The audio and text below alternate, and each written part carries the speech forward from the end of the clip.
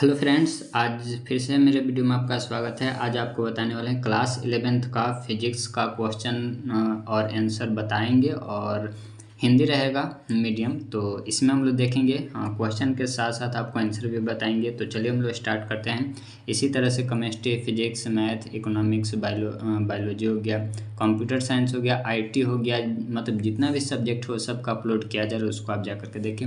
अगर किसी सब्जेक्ट का नहीं मिलता है तो आप ज़रूर हमें कमेंट करें। जल्द ही आप तक अगर नहीं अपलोड किया होगा तो कर देंगे, और नहीं तो किया होगा तो लिंक आपको दे दिया जाएगा। ठीक है, तो वीडियो अच्छा लगे तो लाइक किया कीजिए और कमेंट। ठीक है, चलिए स्टार्ट करते हैं क्वेश्चन नंबर 1 से। तो देखिए क्वेश्चन नंबर 1 लिखा हुआ है, एक परमाणु द्रव्यमान मात्रक जो कि AMU के बराबर है। तो क्या इसका ऑप्शन हो जाएगा? तो ऑप्शन नंबर इसका बी हो जाएगा सही। ठीक है, 1.66 इंटू 10⁻20 किलोग्राम। ठीक है, AMU का फुल फॉर्म क्या होता है? तो इसका होता है एटॉमिक मास यूनिट। क्या होता है? एटॉमिक मास यूनिट, ये होता है इसका AMU का फुल फॉर्म। हिंदी में अगर बात करें तो परमाणु द्रव्यमान मात्रक, परमाणु द्रव्यमान मात्रक। ठीक है, जो कि यहाँ लिखा हुआ है। ठीक है, चलिए इसके बाद आगे बढ़े। नेक्स्ट है क्वेश्चन नंबर 2। देखिए, निम्न में से किस भौतिक राशि का न तो मात्रक होता है और न ही बीमा होती है? ठीक है, तो आपेक्षिक घनत्व, क्योंकि यह एक रेशियो है तो रेशियो का कोई ऐसा यूनिट नहीं होता है। तो सेकंड का ऑप्शन नंबर बी हो जाएगा करेक्ट। ठीक है, चलिए इसके बाद है नेक्स्ट है क्वेश्चन नंबर 3। दाब का बीमीय यानी कि डायमेंशनल फॉर्मूला पूछा जा रहा है आपसे।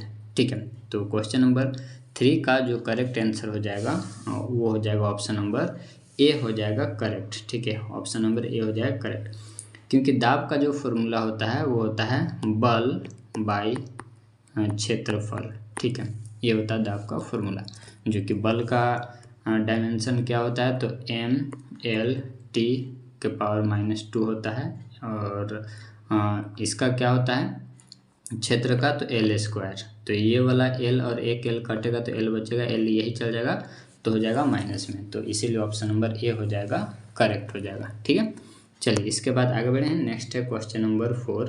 देखिए क्वेश्चन नंबर 4 में लिखा हुआ है, किए गए कार्य का, अगर दोस्तों इस प्रकार का अगर बीमीय सूत्र अगर आपको मतलब जितना भी पूछा हुआ अभी तक एग्जाम में और जितना भी पूछने वाला है, तो इस तरह का बीमीय सूत्र नहीं निकालने आता है तो आप कमेंट कीजिएगा। इस पर हम एक अलग से वीडियो बनाएंगे, उसमें अच्छे से 0 लेवल से आपको बताने का हम प्रयास करेंगे। ठीक है, और उम्मीद रहेगा कि उस वीडियो में आप ज़रूर सीख करके ही जाइएगा। राइट, चलिए तो क्वेश्चन नंबर 4 है, इसमें लिखा हुआ है, किए गए कार्य का बीमीय सूत्र निम्नलिखित में से किस बीमीय सूत्र के समान है? मतलब कार्य का बीमीय सूत्र और किसका बीमीय सूत्र समान होता है? तो ऊर्जा का। ठीक है, कार्य और ऊर्जा का दोनों का बीमीय सूत्र क्या होता है? समान होता है। राइट, और इसका जो एसआई यूनिट होता है, दोनों का एसआई यूनिट भी सेम होता है, जो कि होता है जूल। ठीक है, एसआई यूनिट होता है, इसका जूल होता है। राइट, तो इसको आप याद रखिएगा। चलिए, तो इसका बीमीय सूत्र भी आप याद करते लिखते जाइए। ठीक है, तो इसका बीमीय सूत्र हो गया ये। ठीक है, तो इसको आप लिख लीजिएगा। ठीक है, आगे बढ़ जाएं। चलिए नेक्स्ट है क्वेश्चन नंबर है 5। क्वेश्चन नंबर 5 को देखिए कैसे सॉल्व करेंगे। यहाँ पर x दिया हुआ है इतना, और a का वैल्यू दिया हुआ है ये रहा, और ये जो वैल्यू है दोस्तों इसको ये गलत यहाँ पर है। यहाँ पर b बराबर दिया हुआ था, b बराबर 3 सेंटीमीटर पर सेकेंड स्क्वायर था। ठीक है, चलिए तो यहाँ पर इसको सुधार लीजिएगा। तो कैसे सॉल्व करेंगे? तो ये जो दिया हुआ है x इसको करेंगे डिफरेंशिएट किसके रिस्पेक्ट में? तो t के रिस्पेक्ट में। तो dx/dt डिफरेंशिएट कर दीजिए तो हो जाएगा a प्लस, पावर को बगल में लाते हैं और पावर में से घटाते हैं। ठीक है, अब इस पर रख दीजिए।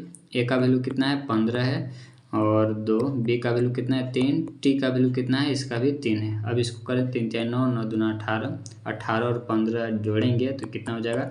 33 सेंटीमीटर पर सेकेंड, यानी कि ऑप्शन नंबर इसका ए हो जाएगा करेक्ट। ठीक है, तो ऑप्शन नंबर पहला हो गया इसका सही। चलिए इसके बाद है नेक्स्ट है क्वेश्चन नंबर 6। देखिए क्वेश्चन नंबर 6 में लिखा हुआ है, किसी फुटबॉल को हवा में ऊर्ध्वाधर दिशा में u वेग से फेंका जाता है तो फुटबॉल का उच्चतम बिंदु पर वेग क्या होगा? तो उच्चतम बिंदु फुटबॉल को फेंकें तो लास्ट में जाकर वो रुकेगा, तो उसका वेग 0 होगा। ऑप्शन नंबर सी हो जाएगा करेक्ट।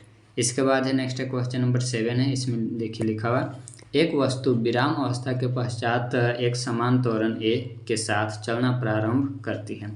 n सेकेंड बाद इसकी चाल भी है, तो अंतिम 2 सेकेंड में इसका वेग क्या होगा। ठीक है, तो क्वेश्चन नंबर 7 का करेक्ट ऑप्शन है ऑप्शन नंबर ए। ठीक है, v यहाँ पर क्या है, v है वेलोसिटी। ठीक है, चलिए इसके बाद आगे बढ़ें। तो पहला ऑप्शन हो गया करेक्ट। इसके बाद नेक्स्ट है क्वेश्चन नंबर 8। देखिए इसमें लिखा हुआ है 6 किलोग्राम द्रव्यमान की वस्तु पर 36 न्यूटन का बल लगाने से उत्पन्न त्वरण क्या होगा। तो देखिए आपको पता है कि F इक्वल टू एफ क्या है, बल है। ठीक है, और मास गुने एक्सेलरेशन। ठीक है, यानी कि हिंदी में भी लिखते हैं बल बराबर द्रव्यमान गुने त्वरण।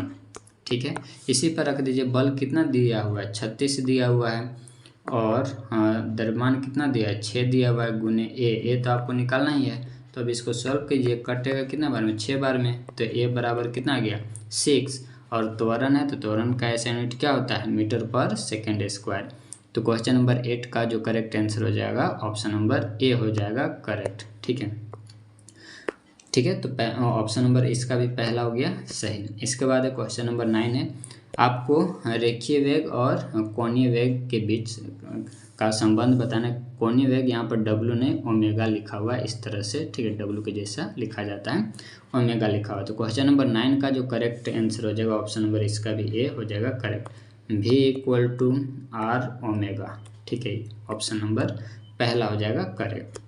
चलिए इसके बाद है नेक्स्ट है क्वेश्चन नंबर 10 है। जब ए वेक्टर और बी वेक्टर यहाँ पर और है, ठीक है, डी ने यहाँ पर और है। जब ए वेक्टर और बी वेक्टर दोनों क्या हैं, तो दोनों अगर सदिश हैं, अगर दोनों सदिश हैं तो निम्न में से कौन सा सही नहीं है। तो देखिए जब दोनों सदिश है ना तो ऐसा नहीं होता है। ठीक है, ये गलत है, बाकी सभी के सभी क्या है, सही है। डॉट प्रोडक्ट में चल जाएगा, डॉट प्रोडक्ट में सही है, लेकिन क्रॉस में ऐसा लिखना गलत है, इसीलिए ऑप्शन नंबर सी यहाँ पर हो जाएगा हम लोग का सही। ठीक है, मतलब ये जो लिखा हो ये गलत है। चलिए आगे बढ़े। नेक्स्ट है क्वेश्चन नंबर 11 है। एक जेट इंजन किसके संरक्षण के सिद्धांत पर कार्य करता है। तो कई बार इसको आप सुने होंगे, तो इसका हो जाएगा ऑप्शन नंबर सी हो जाएगा सही, रेखीय संवेग। ठीक है, तो क्वेश्चन नंबर 11 का ऑप्शन नंबर सी हो गया करेक्ट। चलिए इसके बाद है नेक्स्ट है क्वेश्चन नंबर 12। एम द्रव्यमान का एक पिंड भी वेग से एक दीवार से टकराती है तो उसी गति से प्रतिक्षिप्त होती है, इसका संवेग में परिवर्तन क्या होगा। तो क्वेश्चन नंबर 12 का करेक्ट आंसर हो जाएगा ऑप्शन नंबर ए। ठीक है, 2mv। ठीक है, m मास है, v है वेलोसिटी। ठीक है, तो ऑप्शन नंबर ए हो गया यहाँ पर सही। ठीक, ये सब फॉर्मूला है, ये सब आप याद रखिए। चलिए इसके बाद नेक्स्ट है क्वेश्चन नंबर 13 है। स्नेहन का उपयोग किया जाता है घर्षण कम करने के लिए। ठीक है, स्नेहन एक ग्रीस के जैसा होता है, तो उसको हम लोग घर्षण कम करने के लिए यूज करते हैं। तो क्वेश्चन नंबर 13 का कौन सा ऑप्शन, ऑप्शन नंबर बी हो जाएगा करेक्ट। चलिए इसके बाद है क्वेश्चन नंबर 14। एक पिंड किन्हीं दो बलों F1 F2 दिया हुआ, तो अंतर्गत क्रियाशील है, तो तीसरे बल, तो इसका फॉर्मूला होता है दोस्तों F1 plus F2 plus F3 equal to 0। यानी F1 और F2 को ऐड करेंगे और इसको उस तरफ भेजेंगे। तो F1 F2 को ऐड कर लीजिए, तो याद रखिएगा I के साथ ऐड होता है, J के साथ ऐड होता है। ठीक है, तो दोनों को ऐड करते हैं, तो 2 और 3 कितना हो जाएगा, 5 हो जाएगा। ठीक है, I कैप, फिर -5 और -4 कितना हो जाएगा, -9 J कैप। अब इसको बराबर के जब उस तरह भेजेंगे तो दोनों का साइन चेंज हो जाएगा, तो यहाँ पर हो जाएगा माइनस और यहाँ पर हो जाएगा प्लस। ऐसा किस ऑप्शन में आपको दिख रहा है, माइनस और प्लस, यहाँ पर माइनस और प्लस ऑप्शन नंबर डी में है, तो ऑप्शन डी हो जाएगा करेक्ट हो जाएगा। ठीक है, चलिए आगे बढ़ जाएं। अगला क्वेश्चन आपका है नेक्स्ट है क्वेश्चन नंबर 15। ठीक है, तो क्वेश्चन नंबर 15, जूल किसका एसआई मात्रक है, अभी आपको बताएं। तो जूल कार्य और ऊर्जा का ऐसा मात्रक है, तो ऑप्शन नंबर डी हो जाएगा करेक्ट। ठीक है, तो ऑप्शन नंबर इसका डी हो गया सही। इसके बाद आगे बढ़े। नेक्स्ट है क्वेश्चन नंबर है 16। देखिए, तो 1 किलोवाट बराबर कितना होता है। तो 1 किलोवाट बराबर जो होता है वो 3.6 × 10⁻6 जूल होता है। किस ऑप्शन में, तो इसका ऑप्शन नंबर हो जाएगा बी। ठीक है, ऑप्शन नंबर बी हो जाएगा करेक्ट। चलिए इसके बाद आगे बढ़े। नेक्स्ट है, एक क्रेन 20 सेकंड में 100 किलो के द्रव्यमान को 10 मीटर की ऊंचाई तक उठाती है। तो क्रेन की शक्ति बताना है, ठीक है, यानी कि पावर बताना। तो याद रखिए पावर का जो फॉर्मूला होता है W/T। W क्या है, वर्क डन है, और W का फॉर्मूला क्या होता है, mgh, ठीक है, mgh। m क्या है, द्रव्यमान है, g क्या है, ये जो दिया हुआ है ग्रेविटी वो है, और h क्या है, ऊंचाई है। तो रख दीजिए, पहले आप W निकालिएगा। तो W निकालें तो कितना हो जाए, m कितना है 100 है, g कितना दिया 10 यहाँ पर लेना है, h कितना दिया, h भी 10 दिया हुआ है। इसको करेंगे तो कितना हो जाएगा, तो ये हो जाएगा 10,000 हो जाएगा, ठीक है। तो W आ गया 10,000, राइट। T कितना है, तो टाइम है कितना दिया हुआ है, कितना टाइम है 20 सेकेंड है, तो यहाँ पर रख देंगे 20, 0 से 0 कैंसिल, और इसको जब कीजिएगा इसे तो 500, ठीक है 500, और पावर है ना तो वाट होगा, तो 500 वाट किस में, ऑप्शन नंबर डी में, तो ऑप्शन डी हो जाएगा करेक्ट। तो यहाँ पर 2 फॉर्मूला है, इसको आप लिख लीजिएगा, ठीक है, एक ये है पावर का, ठीक है, और एक ये है, तो ये दोनों को आप लिख लीजिएगा। चलिए इसके बाद आगे बढ़े, नेक्स्ट क्वेश्चन नंबर 18 है। देखिए क्वेश्चन नंबर 18 में m द्रव्यमान का एक पूर्ण प्रस्थ पिंड भी वेग के साथ दीवार से टकराता है तो संवेग में परिवर्तन वही है जो अभी शायद क्वेश्चन नंबर 12 में था ये वाला, ठीक है। तो इसका ऑप्शन क्या हो जाएगा, ऑप्शन नंबर बी हो जाएगा करेक्ट, 2mv, ठीक है। चलिए इसके बाद है ऊर्जा व्यवसायिक मात्रक है, ऊर्जा का व्यवसायिक मात्रक क्या है, तो 19 का कौन सा ऑप्शन, तो ऑप्शन नंबर सी हो जाएगा सही, किलोवाट घंटा। इसके बाद है 20 है, यदि किसी पिंड का वेग दोगुना हो जाए तो उसकी गति ऊर्जा हो जाती है, तो उसकी गति ऊर्जा जो हो जाती है वो हो जाता है 4 गुना, ठीक है। तो ऑप्शन नंबर यहाँ पर बी हो जाएगा करेक्ट। चलिए इसके बाद है नेक्स्ट है क्वेश्चन नंबर 21 है, यहाँ भी फॉर्मूला है, तो इसको भी आपको याद ही रखना पड़ेगा। इसका जो ऑप्शन होगा क्वेश्चन नंबर 21 का ऑप्शन नंबर बी हो जाएगा करेक्ट, ठीक है। इस पर कई तरह का फॉर्मूला होता है, तो इस तरह का 2-3 और फॉर्मूला आपको मिलेगा, ठीक है, जो कि ये सब जो लिखा हुआ है ना ये सब अलग अलग डिफिनेशन का है। तो यहाँ पर जो डिफिनेशन लिखा हुआ है उसके अनुसार ऑप्शन नंबर बी हो जाएगा करेक्ट, ठीक है। चलिए इसके बाद नेक्स्ट है क्वेश्चन नंबर है 22, द्रव्यमान केंद्र का वेग अचर रहता है यदि निकाय पर कार्य करने वाला बाह्य बल क्या हो, जब शून्य हो तब ऐसा होता है, ठीक है। तो 22 का ऑप्शन नंबर कौन सा हो जाएगा, ऑप्शन नंबर बी हो जाएगा करेक्ट। चलिए इसके बाद है नेक्स्ट है 23, केपलर का तीसरा नियम क्या या फिर किस नाम से जाना जाता है, ठीक है। तो इसका ऑप्शन नंबर 23 का जो करेक्ट आंसर हो जाएगा ऑप्शन नंबर सी हो जाएगा करेक्ट, आवर्तकाल का नियम, ठीक है।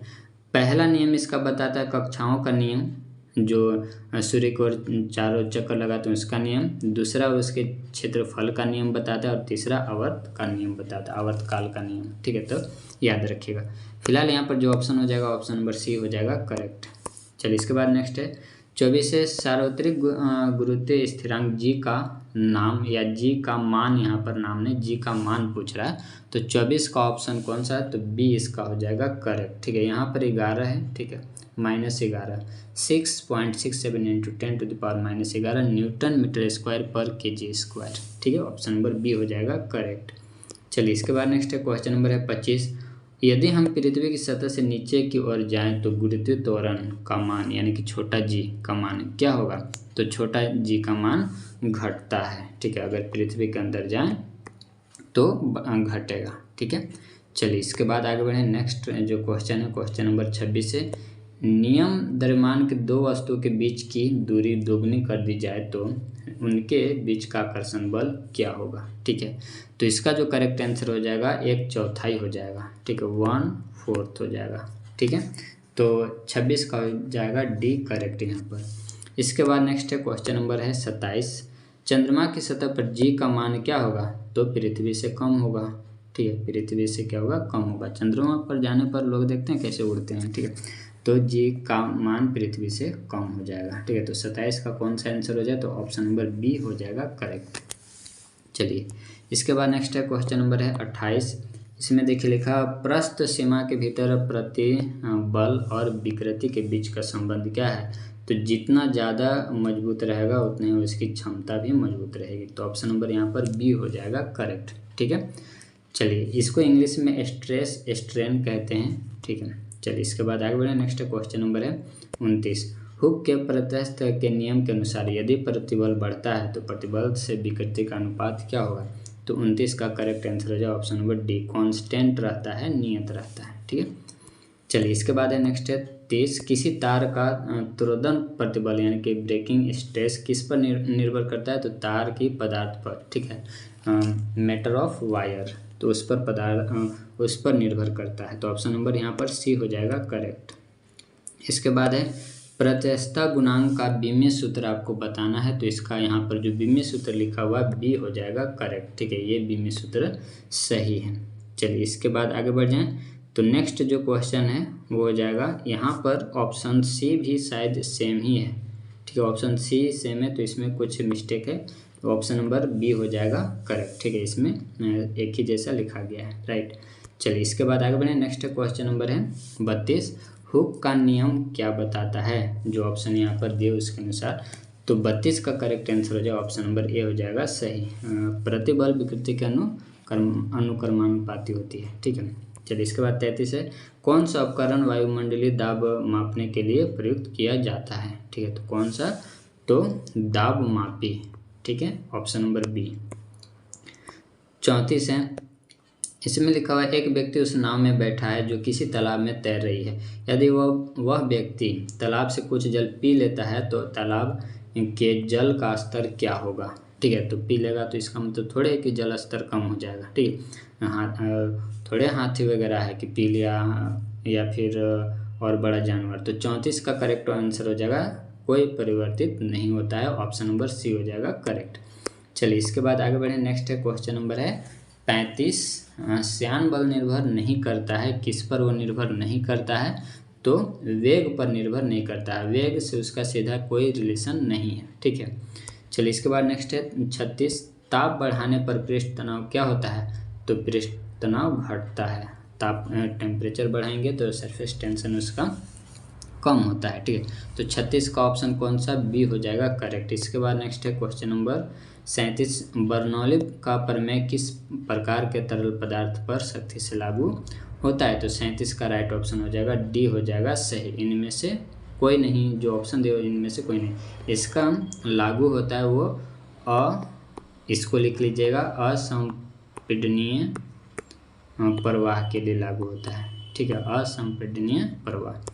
चलिए इसके बाद नेक्स्ट है क्वेश्चन नंबर 38, तापीय चालकता का बीमीय सूत्र आपको बताना है, तो इसका ऑप्शन नंबर हो जाएगा बी करेक्ट हो जाएगा। ठीक है, इसके बाद नेक्स्ट है क्वेश्चन नंबर 39, किसी गैस की दो, तो इसका आंसर आपको कई बार आप देखे होंगे, इसका ऑप्शन नंबर सी हो जाएगा करेक्ट, यही रिलेशन सही है। इसके बाद लास्ट क्वेश्चन आपका 38 है, तो इसका भी आंसर ऑप्शन नंबर बी हो जाएगा करेक्ट। बॉयल का नियम व्यक्त किया जाता है किससे? तो प्रेशर अगर ज़्यादा है तो वॉल्यूम कम होगा। ठीक है, अगर वॉल्यूम ज़्यादा है तो प्रेशर कम होगा। ठीक है, तो ऑप्शन नंबर बी हो जाएगा करेक्ट। हो ये था दोस्तों इम्पोर्टेंट क्वेश्चन आपके लिए, जो कि आपके बोर्ड एग्जाम में मदद करेगा। और आप रिवीजन किए होंगे तो हमको बताने से पहले आप ऑप्शन भी किए होंगे, तो अच्छी बात है। ठीक है, चैनल सब्सक्राइब जरूर करें, क्योंकि इसी तरह से हम आपकी मदद आगे भी करते रहेंगे। एनडीए सीडीएस सभी का क्वेश्चन यहाँ पर अपलोड किया जाता है। ठीक है, तो आप चैनल से ज़रूर बने रहें। चलिए हम लोग मिलते हैं नेक्स्ट वीडियो में।